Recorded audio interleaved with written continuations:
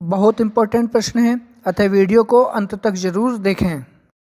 दोस्तों आज का प्रश्न है, मलेरिया नामक रोग किस मच्छर के काटने से फैलता है? दोस्तों इसका सही आंसर होगा ऑप्शन बी, मादा एनोफ्लीज।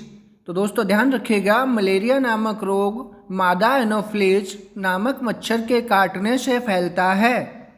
दोस्तों हमारा अगला प्रश्न है, अल्जाइमर बीमारी किस अंग की गड़बड़ी के कारण होती है?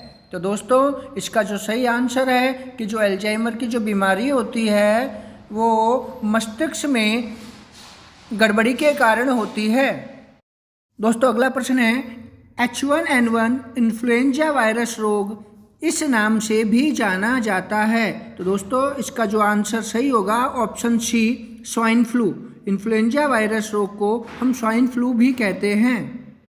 दोस्तों हमारा अगला प्रश्न है, रक्तचाप ब्लड प्रेशर किसके अधिक स्त्राव होने से बढ़ जाता है? मतलब कौन सा ऐसा हार्मोन है जिसका स्त्राव अगर अधिक हो जाएगा तो ब्लड प्रेशर क्या हो जाएगा, इंक्रीज यानी बढ़ जाएगा। तो दोस्तों इसका जो सही आंसर है ऑप्शन बी, टेस्टोस्टेरोन के अति स्त्राव के कारण रक्तचाप बढ़ जाता है।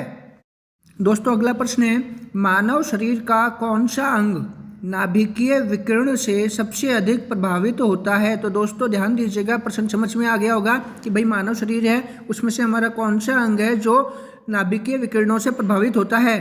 दोस्तों इसका आंसर है ऑप्शन डी, नेत्र, आइज।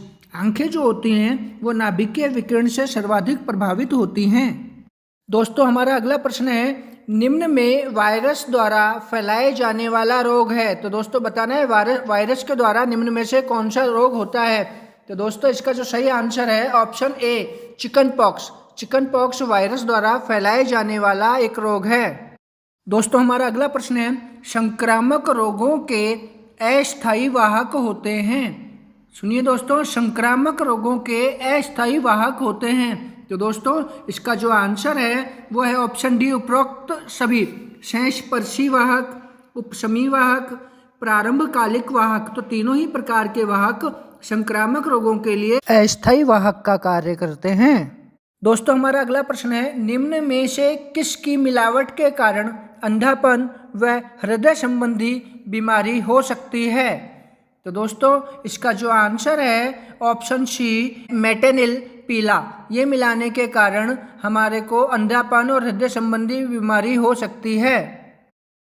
दोस्तों हमारा अगला प्रश्न है, रोगी के लिए आहार आयोजित करते समय निम्नलिखित में से किस पर ध्यान दिया जाता है? तो दोस्तों समझ गए होंगे प्रश्न की, जब कोई रोगी होता है उसके लिए हमें आहार डाइटिशियन मतलब डाइट को नियोजित करना है तो हम किस बात का ध्यान रखते हैं? ऑप्शन आपने पढ़ ही लिए हैं सारे के सारे, तो अब आपका उसको बताना है कि जो इसका आंसर है वो क्या होने वाला है। तो दोस्तों इसका आंसर है उपरोक्त सभी, क्योंकि रोग किस कारण हुआ है वो भी जरूरी है, हम कौन सा भोजन दे रहे हैं, कौन सा आहार देना है रोगी को वो भी जरूरी है, और रोगी की भोजन संबंधी आदतें हैं वो भी जानना बहुत जरूरी होता है। अतः जो इसका आंसर है ऑप्शन डी राइट है।